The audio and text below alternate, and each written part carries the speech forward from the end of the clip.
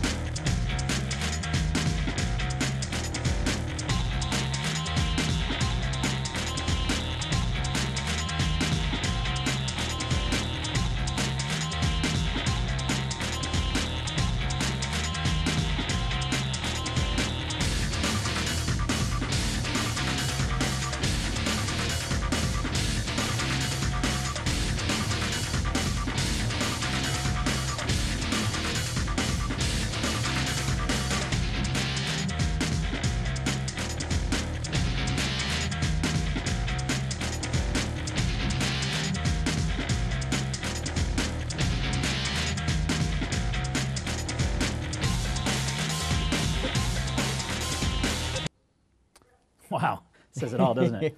That's one of the best highlight reels. Brilliant reel. What's this explosive? Absolutely. So talk us through your training, the things that you get ready when you've got a big fight like this coming up. I mean, for this whole camp, I've worked solely with Mikey Pastu, Brad, Chad, Jason. All these guys are tight, just improving the wrestling. So I can basically do what I want. I can throw down as hard as I want. I don't have to worry about getting taken down because we won't be able to. So I'm going to keep it standing, hopefully knock him out, get another, new highlight reel going on. Yeah, absolutely. That training camp that you just mentioned, those guys are as you know, Mikey's soon to be lightweight champion. Brad and Jason both fighting the UFC. Chad and Rich are up and coming animals. Yeah. I spent maybe 20 minutes with Mickey one day, and I've never learned so much in such a short session. No, he knows what he's doing. Yeah, he's amazing. Doing. So yeah, fantastic camp. I'm really looking forward to this weekend. Really looking forward. Well, don't. To It'll be quick. No, I'm joking. Yeah. You know, not many people are giving your opponent that much of a chance. Obviously, he's coming as a late replacement and everything. And the fact that you've kind of already got the title fight lined up, does that put sort of extra pressure on you to perform? This is my 21st fight. I've fought in Wembley Arena. I've fought up north and where the crowd boo me and I'm the champion. There's no pressure for me at all. I just got to go out there, perform how I perform. It's easy for me. Fantastic. We'll really look forward to seeing that this week. So, Stav, you got a big one coming up too, don't you? Yeah. Yeah. So who are you fighting? I'm fighting Big Thomas. Thomas Servinski, aren't you? Yeah, he's a big guy. Yeah, he's Thomas has been around. He's I guess fairly new on the UCMMA scene. I saw him a couple weeks ago. He's trimmed down a bit. He's sort of changed his camp, changed his. But I mean, we've got a clip. We're going to look at your Bob Sapp fight in a little while. There's not many fighters on the planet that are tougher than you are in a fight, I got to say. And I think that'll be a testament. So talk us through a bit the sort of things that you go through in your training and the kind of things you're doing. Just, you know, I do a lot of hard sparring down TSG. I'm a coach there at Dan Bazaar. He's a heavyweight black belt under Hoist Gracie, and he pushes me hard. Like, he beats me up like badly. Yeah. Don't want to meet the man who can beat this guy up badly. Yeah, no kidding. I'll be honest, I can't touch him. Like, no matter what I do, and you know, he just really makes everything I do as high as possible, so that come fight night, I'm ready. We'll get you ready for those. So let's take a look at this Bob Sapp fight. We've got Stav Economou versus Bob Sapp. So here we go, the Beast versus a Crazy Bear. And Stav immediately coming in underneath Bob Sapp and scoring a takedown. Very good job by Stav to put Bob Sapp on his back early here in the first and landing some significant ground and pound straight away. Crazy Bear doing the right thing, unleashing some vicious shots on Bob the Beast Sapp.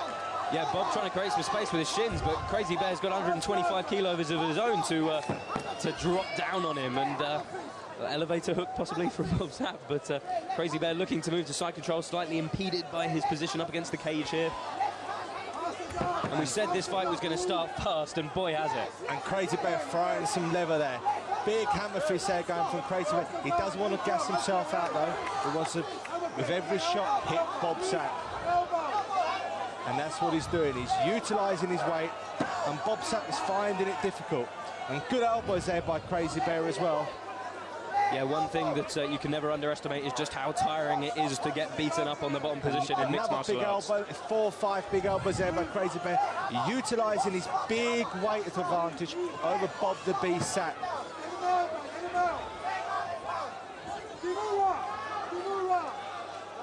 Bob Sapp, he's going to have to do something here on his back. He's taking a lot of shots, but it's a question of how much damage. He's made some comments before after Dream 11, particularly about effective damage and intelligent defence. So he knows what he's got to do to cover up here. And Mark Goddard taking a very close look and he's called it. Stop there by Stav Crazy Bear Economou was on Bob Sapp from the beginning. Put him on his back and just did not stop hitting until Mark Goddard was forced to call a halt to the action. That was amazing. That was, we were talking about the pace of your fights. Oh my God. They move like lightweights. Yeah, I mean, and for somebody like Bob Sapp to come in and for a matchmaker to say, right, I'm trying to match Bob Sapp, most guys run. Most guys say, are you kidding? The Beast? No way. And you stepped in there, you took it to him, and that was a brilliant fight. Really, really good. How did you prepare for that fight, knowing that he was coming? I mean, this guy's kind of a legend, isn't he? Like for that fight, we brought in like a couple of big guys, like 25-stone guys, you know, to work with. You know, just to work with, you know, against people who are that sort of size, you know, and then like Darren Towler came down to help me train as well, and you know, and again just the usual stuff, you know, just hard training, you know. Yeah, that was an amazing fight. Really, really good. So Thomas coming in, another big opponent. Predictions? How do you see the fight going? It's going to be quick. Like I can't see it going past the first round. Yeah, you can take it to him again. I think the average time for Thomas Savinsky in the cage is about a minute. Yeah, I think you're right. From all his fights. Win or lose. Yeah, exactly. Exactly, win or lose. He's one of those guys who he goes out there, he's not afraid of getting hit, and he'll stand in the pocket and throw bombs, and that's why the crowd at the Troxy love him. Yeah, absolutely. It's going to be an awesome fight. Well, I don't think he's traded bombs with somebody yet that no. comes in the way Stav's going to come in. So, and I mean, you just hunt people down and take it to him. Just keep going forward. Like you said, moves like a lightweight. Seriously, shook the hell out of me. Yeah. UCMMA have got another big heavyweight fight coming up. Obviously, they've got Darren Towler, the champion, versus Mark Potter. You've got to have your eyes on the winner of that fight as well. Well, this is the thing.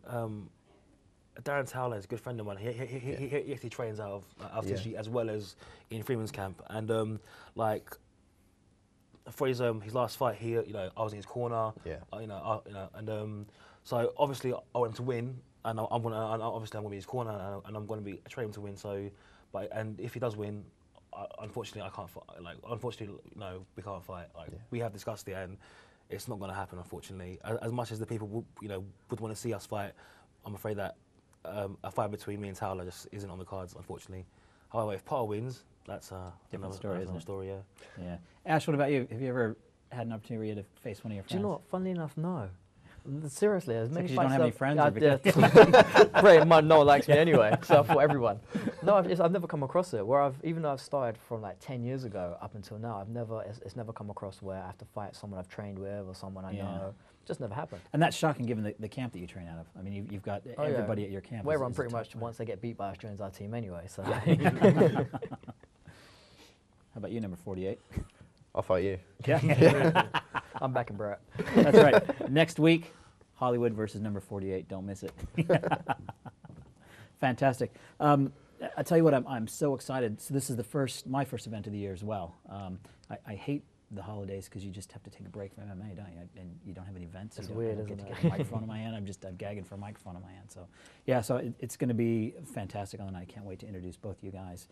I can't wait to see both you guys come out victorious. I know the pace of the pace of the fight rather is probably going to be the same. Pretty much, yeah. Yeah. So I'm really, really, really looking forward to it. Brad, your predictions? Put you on the spot here. I'm thinking first round submission, first round knockout. If you said otherwise, you bash him up. Yeah, exactly. You keep putting me in these awkward positions. Exactly. That's why you sit in the middle chair. Yeah. Yeah. I'm going to get a seat near the door next time, just in case. Exactly. So, Stav, when was your last fight? The last fight was last July against Field of Freeze. Right. So that's a long time out as well, isn't it? Yeah, it is. But I've trained half this fight, and even last December, I went out to Holland to help Alistair Overeem train for Brock Lesnar. So, even now, I was training with some big guys, and so I'm prepared. It's not like I've been sitting at home, getting fat. I've been training and getting fat. But either way, either way, I've been training hard.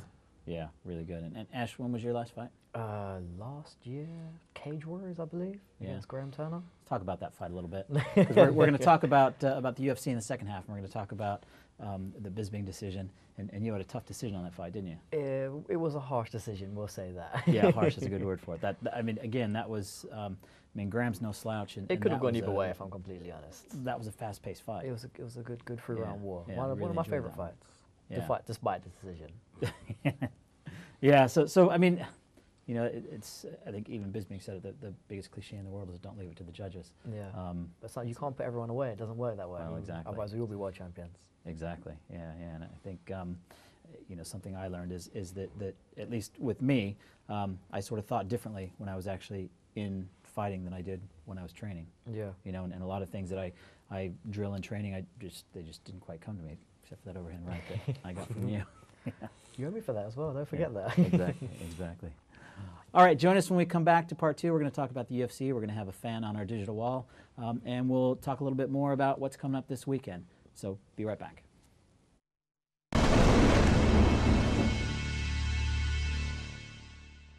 Welcome back to The Cage on Sports Tonight Live. With me is Ash Grimshaw, Stav Economou. So guys, in addition to your fights this weekend, what else are you looking forward to, Ash? Corey Tate, Spencer Hewitt, bantamweight interim title. I mean, it's actually one of a really good, it could be like a fight of the year. It's that good. Yeah. In my opinion. Both of them are quite electric. It's going to be a good fight. Yeah. You've got predictions for that fight? It's too tight to call. If it stays standing, Corey. If Corey gets taken down, he's done. You think? Yeah, 100%. Yeah. 100%. Yeah. Interesting. He's a brown belt Brazilian Jiu-Jitsu, Spencer. Yeah. Corey fared all right against Nathan Beard, though, when they were on the ground. He fared well, in my opinion, against a Nathan Beard who didn't rehydrate and wasn't ready for Corey's explosiveness. Because, I mean, the kid's phenomenal. Yeah. And I don't think he was ready for those spinning kicks and whatnot. Yeah. Different kind of grappler as well. I mean, Nathan's a smotherer. Spencer will pass his guard, take his back, rear naked choke him, if he can take him down. Yeah. And Stav, what are you looking forward to this weekend? Well, the only other fight that I'm looking forward to is my teammate Wharton who's making his debut, and he's like 4-0, and he's an explosive fighter, and he's dangerous, and he's looking to make some big waves, at home and challenge. Fantastic. Yeah, really good. I'm really looking forward to friend as well, obviously, Luke Barnett and Ben Callum. Yeah. Great fight. Yeah, that's another good fight. Yeah, that's a big one. Other than mine and Stav's fights, there's a lot of other good fights. Yeah. Not as good as mine and Stav's. Obviously not. Well, let's go to our digital wall. We've got a fan. Paul Ryan, are you there, Paul? Hey, yeah, man. Yeah, good. Good to see you, mate. Thanks for taking the time and coming on the show. Give us your thoughts. You watched UFC this past weekend? Yeah, I saw it. Yeah, some interesting developments, obviously, with the emergence of Chael Sonnen now getting his rematch that he wants. What did you guys think of the fight? Yeah, I thought the fight was really good. You know, obviously there's a lot of controversy. You know, decision. There's always going to be controversy around decisions. I thought it was a good fight. I didn't think the decision was. I didn't think Bisping got robbed necessarily. I think both guys showed that they are. I mean, they're the real deal. I think that a lot of people always count Bisping out. Bisping looked better against Sonnen than Silva looked against Sonnen last time out. So I got to give Bisping all the credit in the world because he really did a good job. Sonnen, I mean, he's supremely talented. So I think I don't know. What were your thoughts, Brad? We had a bit of a chat about this. It was a close fight. People will very often shout robbery when there's a close fight, but when it's that narrow, there's no robbery. If you look at it by the unified rules, Sonnen won the fight. You've got an argument to give Bisping the first 2 rounds, but really, to the letter of the law, they were both Sonnen's rounds in my eyes, and certainly the 3rd round was Chael Sonnen. So no problem with the 29-28, no problem with the 30-27 either. Yeah. I wouldn't have been massively surprised. 30-27. Really? Bisping took the first round. 100% I mean, took the first round. I don't know. I mean, there's ways of looking at it. I've seen referees and judges say both ways. I wouldn't have had a massive problem if it was 29-28 to Bisping either, because you can definitely see things that you can score for both guys. But robbery, absolutely not. Yeah, well, it's I think difficult. it's probably the best way for Bisping to lose as well. I mean, to come out of this loss, I mean, compare this to like the Den Henderson loss. He's just going to come back stronger, and hopefully people are going to start cheering for him as well. So. Yeah, exactly. He may actually get someone cheering for him in an When he arena. comes back stronger, does that mean he's going to have to fight Toquinho, Damian Maia? He's got some tough fights now. Yeah. Anderson would have been a tough fight, but those up to others. I think the Damian Maia fight makes sense. I mean, it was the original fight that was set. And I think that's a very winnable fight for Bisping, personally. Yeah. I disagree.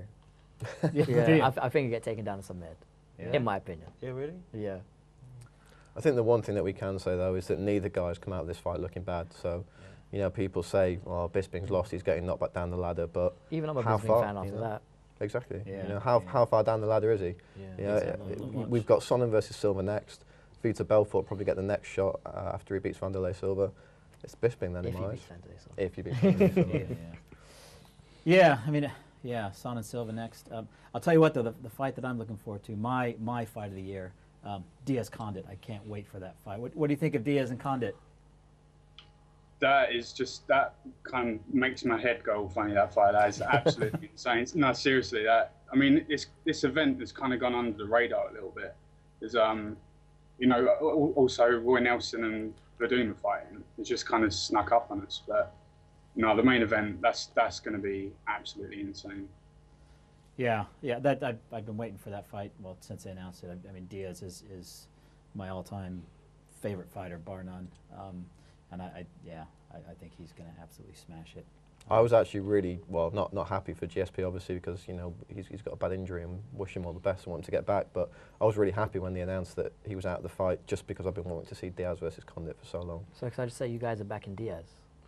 Absolutely. Because I'm back in Condit. I'm back in Condit as well. Yeah, I'm back in 100%. Condit. Oh, yeah. So I'm And on I my think own. Condit beat I'm on GSP the fence. as well. You're on the fence. I'm on the fence. I really can't.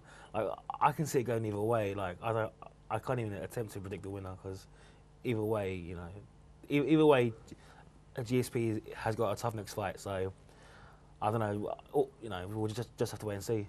Yeah. The thing for me about Diaz is he's got great boxing, but he does get hit. And if Condit drops him like Paul Daly dropped him, Condit will jump all over him. He will not give him a second's breathing room. He won't respect his ground game, like the others do. He won't. He'll go straight down and just hit him on the floor. Yeah. Well, yeah. He does have Same time, I think that Condit gets hit a hell of a lot in some of his fights as well. So it's just the fact that 2 guys are just going to be willing to just come together and just throw some shots. If there's ever 2 guys that you want to see in a 5-round fight as well, it's these 2, because we know they can go for days. The first and and days. the 5th round would be exactly the same. Yeah. There'd be no slowing pace. Yeah. Just all out. You're right. So, Paul, if you could make one fight this year, what would be your sort of dream matchup this year? Dream fight.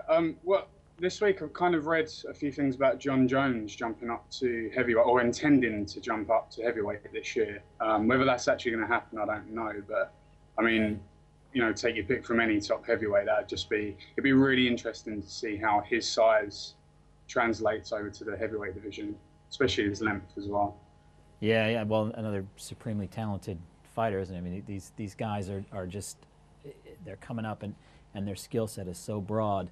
I saw some videos this week. Some people sent me some links of, you know, these little kids training, and I saw a video particularly of this girl that was probably 10 years old doing jiu-jitsu and just absolutely murdering people. Did anybody see that video? Crazy.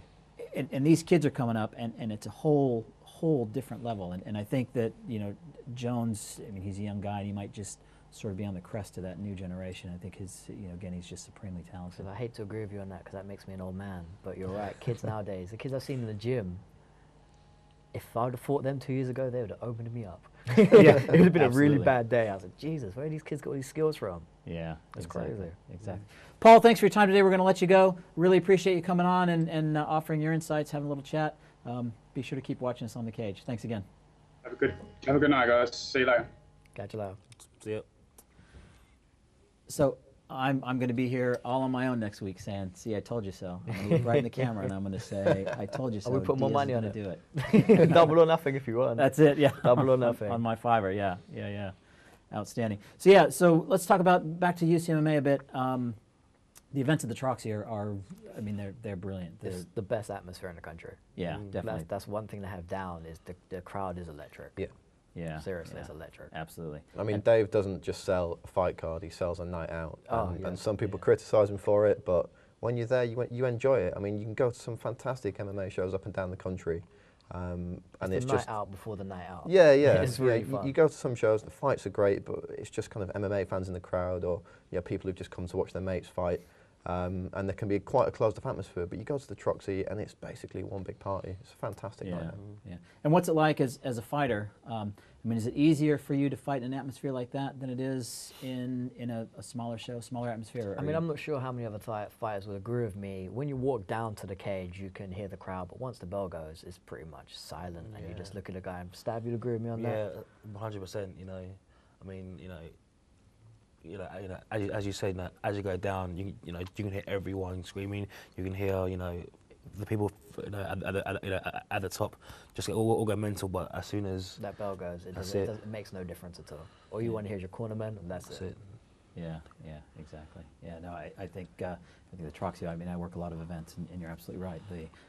The atmosphere in the Troxy is fantastic, and to be a fighter and to be, I think a lot of younger UK fighters really think like they've made it once they get to that atmosphere, and once. Of course, it is because you're on Sky Sports. Yeah.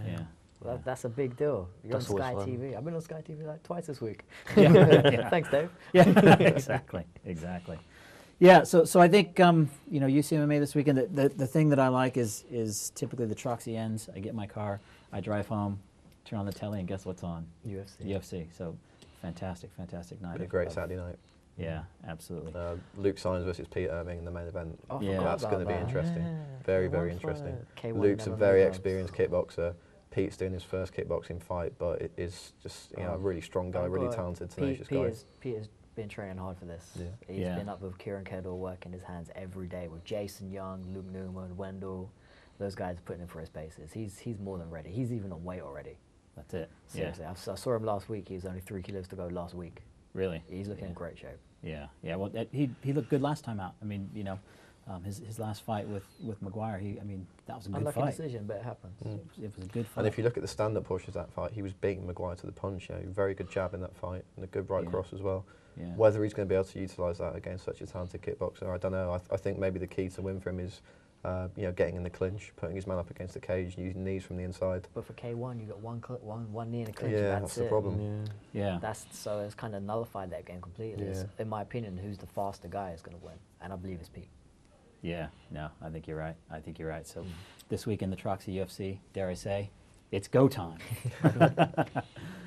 So one thing that I've been doing on this show, started last week, I've got some gifts because you guys have taken your time out. I really appreciate when you come on and you talk to me. I know the fans just absolutely think it's brilliant when they get to know you on a different level, talk about fighting, talk about MMA, not only you as a fighter, but you as a fan, because we talk about the guys that you're rooting for and the guys that you're looking for. Yeah. So I've got these limited edition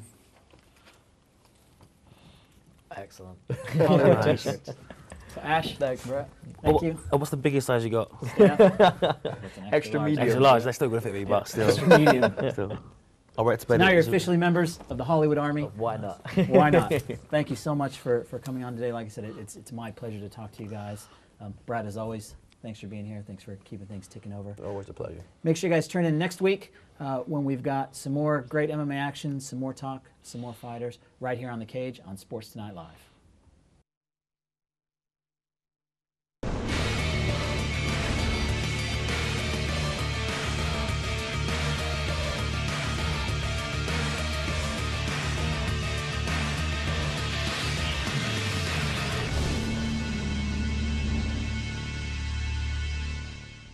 Stay ahead of the game with Sports Tonight Live.